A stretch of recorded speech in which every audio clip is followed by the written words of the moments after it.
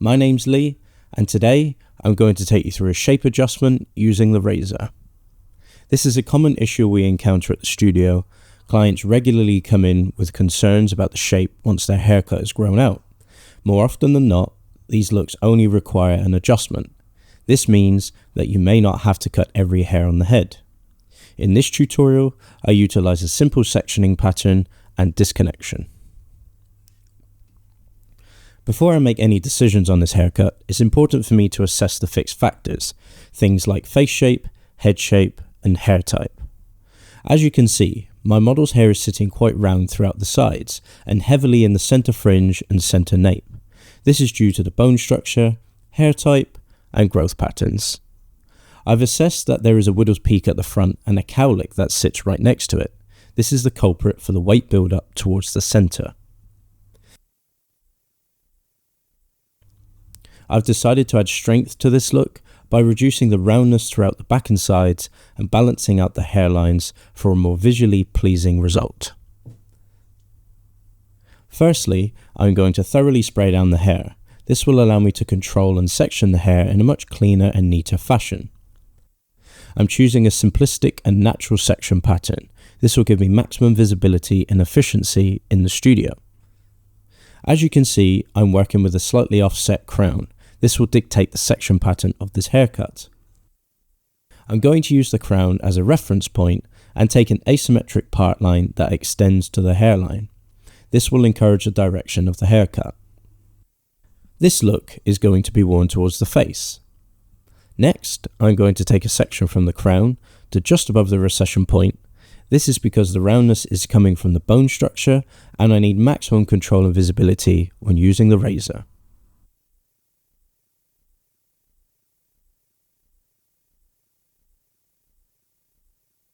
Repeat on the other side.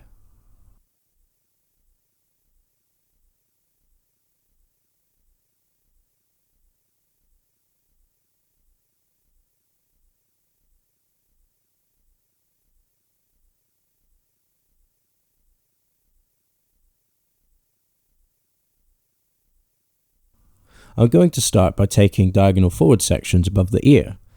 The diagonal forward section line will help to encourage the hair to move towards the face. Starting here allows me to dictate the shape and length before moving on. I chose to start here as I believe it's the safest place to do so. This is where the hair is most dense and there are less things to be careful of, like the hairlines.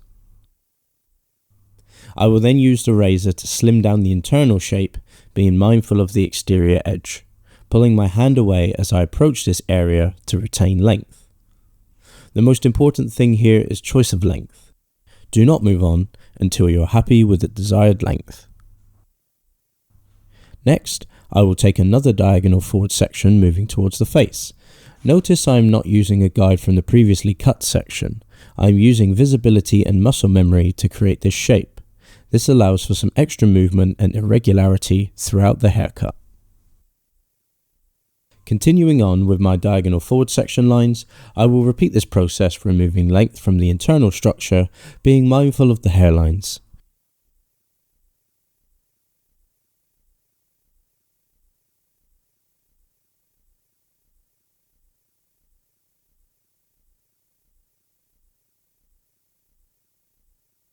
Once I meet the original section line, I will stop and move on to the other side. It's easy to see now how the bone structure encourages roundness throughout this look. This is why it's important to have maximum visibility throughout the section pattern.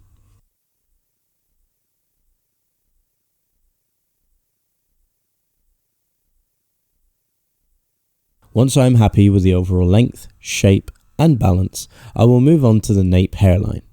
Before I adjust the shape, I'm going to tidy up any unwanted hair from underneath the hairline. Be sure not to cut into the hairline itself, as this will result in an unfavorable regrowth. Only remove what might be negatively impacting the end result. As you can see, the nape drops down to a point in the center. This is due to the hair growth pattern. I'm going to go in and reduce the length and density here to bring balance to the hairline. I'm gliding the razor gently over the top of the hair while securing the section with my comb. Repeat until desired look is achieved.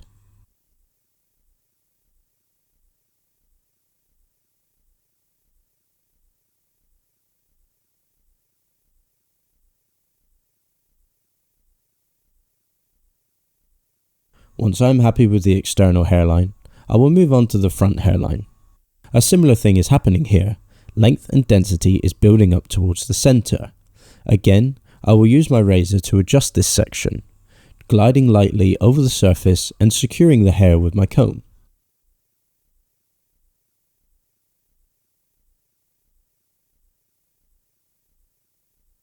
Once I am happy with the fringe area, I will move on to the top.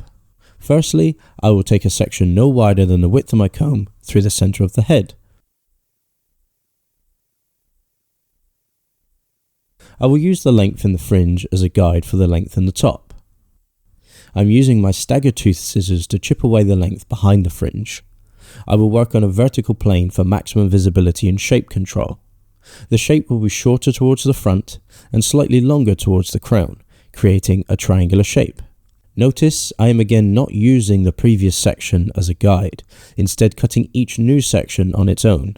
This allows for a little extra movement and texture throughout the cut, adding more personality to the look.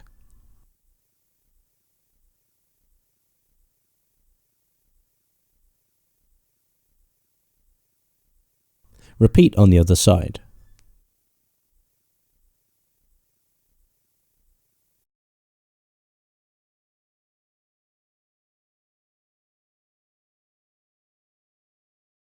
Moving on now, I'm going to dry the hair into shape.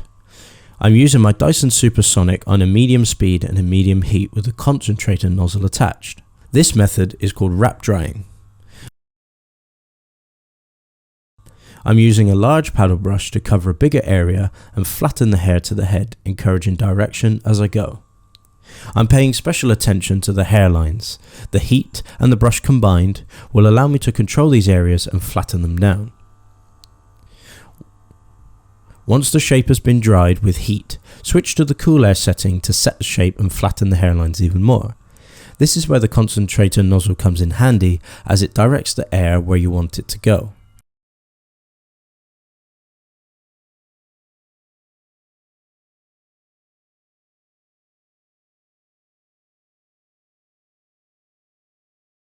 Moving into the final stages of the cut now, I will make some adjustments while the hair is dry. I will use my stagger tooth scissors to loosen up any heavy areas starting at the internalmost point of the hair, as this is where the hair is most dense.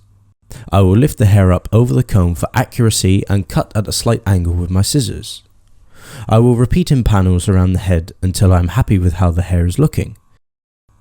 This is a very visual process and will be different for each head of hair, so take some time to get the look you want.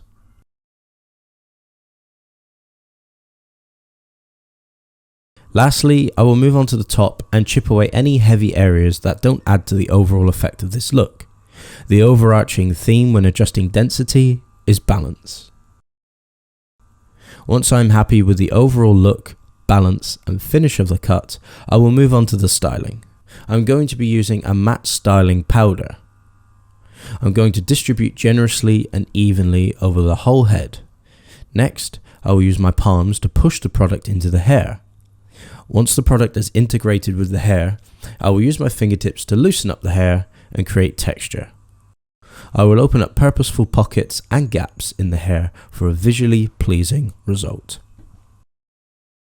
I hope you enjoyed this tutorial and took away some useful tips and tricks to use in your salon or barbershop. To see more like this, please visit our extensive education library